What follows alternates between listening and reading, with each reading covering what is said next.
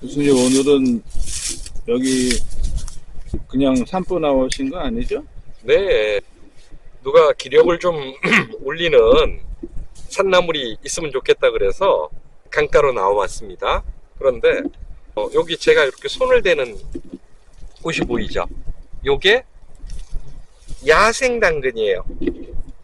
야생 당근이라고요? 네, 그러니까 사람들이 야생 당근이, 그런데 당근이 뭐냐면 이 식물이 식물명으로는 개사상자라고 얘기를 하고, 그 다음에 그 나물 이름으로는 전우나물이라고 얘기를 해요.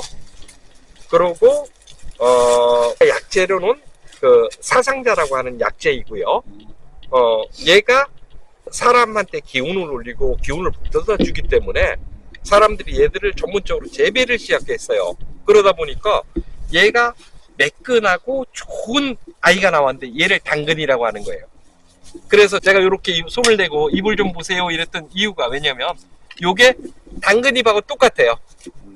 그래서 사실은 우리가 당근을 먹을 때 꼭 당근의 뿌리만 먹는 게 아니고 당근의 잎을 먹어도 돼요. 당근의 잎이 전원나물인 거예요. 그래요? 예, 그리고 얘를 캐보면 물론 당근처럼 야생 형태니까 둥글고 크진 않지만 완벽하게 향이나 맛이 당근하고 똑같습니다. 그래서 이 전어나물은 백숙을 해서 먹어도 좋고요, 무침을 해 먹어도 좋고요.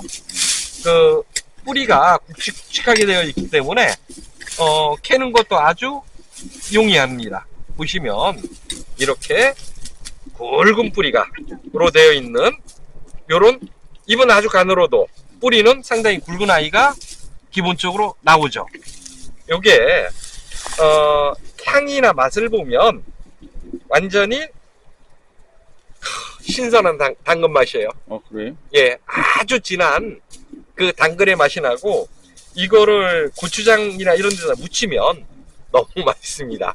그리고 아시는 분이 고추장하고 얘를 가지고 비빔밥을 해 먹었는데 독감이나 이런 게 걸렸던 게 그냥 씻은 듯이 말끔하게 나았다고 해요. 그리고 힘이 없으신 분들은 얘를 가지고 닭백숙을 해 먹으면 참 좋습니다. 백숙?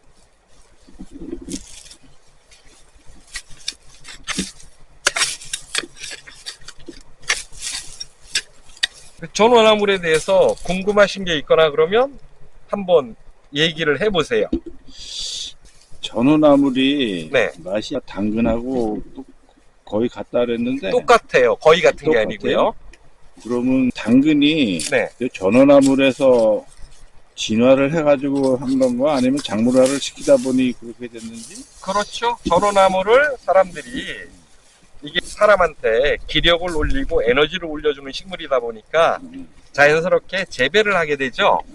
그리고 그 재배 과정에서 그 형태나 이런 게 둥글고 그 잔뿌리가 안 나오는 종을 육종을 해놓은 게 당근이고요. 그리고 우리가 그 당근은 효능이 굉장히 다양한 식물로 알고 있죠. 네. 왜냐면 전후의 효능이 그런 거예요. 그래서 예를 들어서 얘를 가지고 요 뿌리 몇 개와 토종닭 한 마리, 그리고 마늘, 그 다음에 검은 콩, 이렇게 해서 푹 끓여서 드시면 기력을 찾는데 정말 좋습니다. 봄 돼서 노곤하거나 아니면 몸이 약하신 분들은 그 닭 아삼탕이라고 하는 닭을 끓여 먹으면 원기 회복에 최고의 식품을 만듭니다. 아삼탕 레시피가 있어요?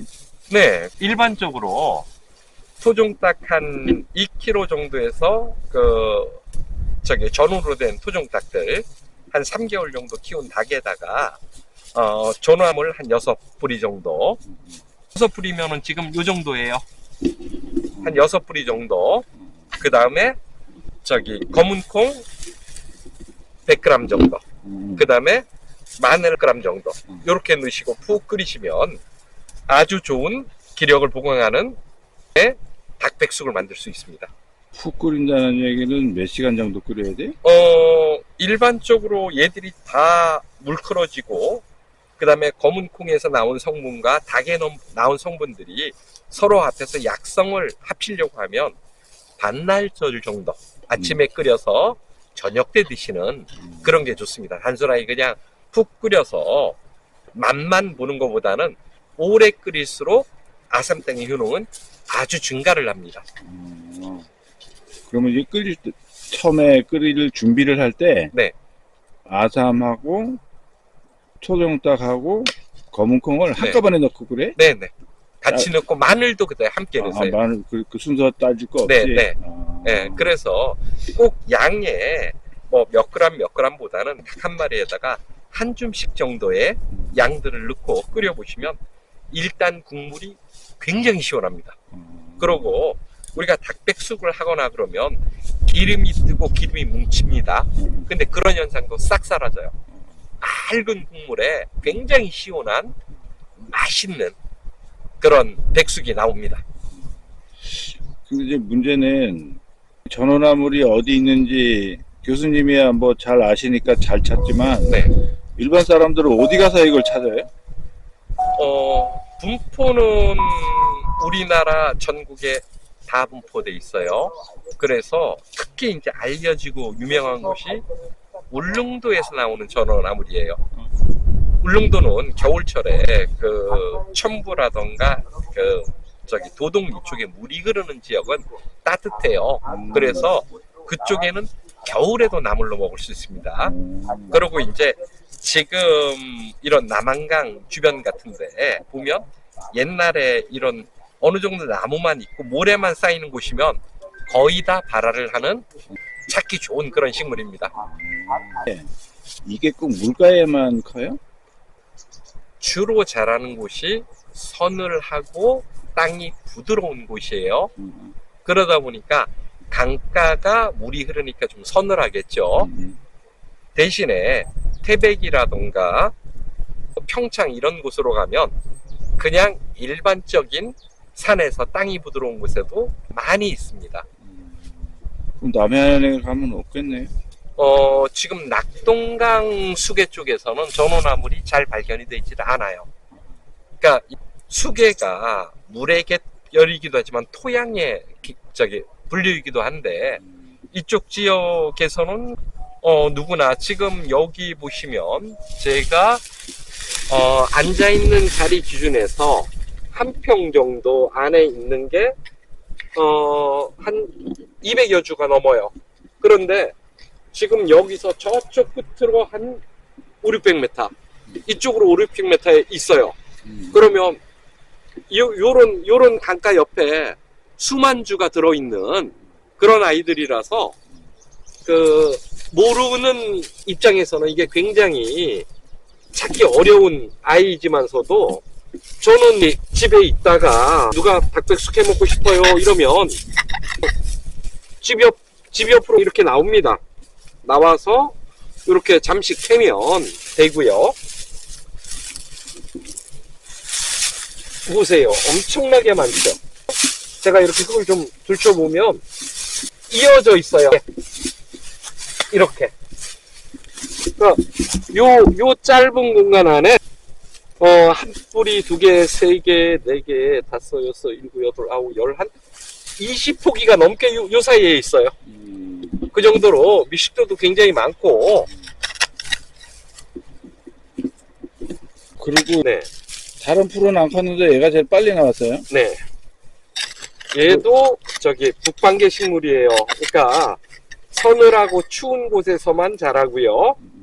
여름이 되면 휴면을 하고 가을이 되면 다시 자라는 그런 나물이고요.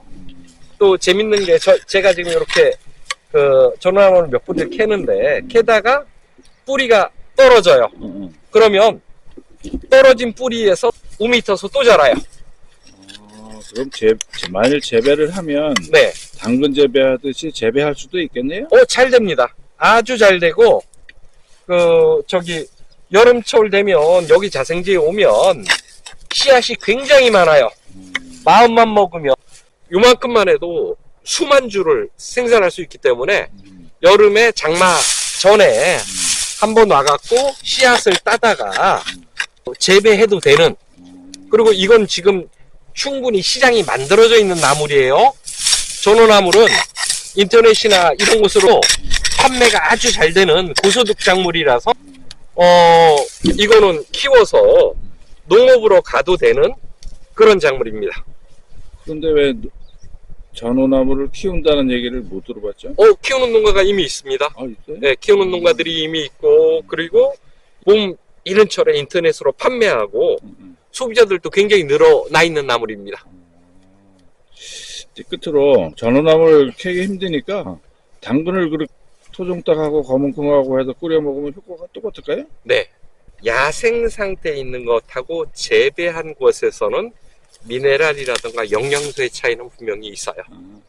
그래서 다소 그 약성이나 이런 게 떨어질지 모르지만, 우리가 지금 주변에 보면 유기농으로 재배하는 그런 당근들이나 이런 게 많으니까 당근하고 마늘하고 닭하고 검은콩하고는 누구나 마트에 가면 쉽게 구할 수 있는 소재이고요.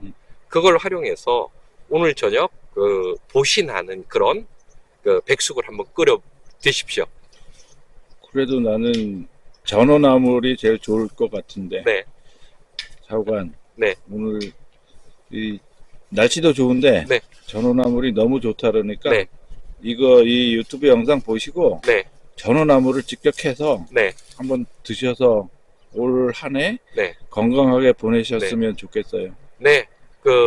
전어나물은 사람한테 에너지를 올리는 최고의 봄나물입니다.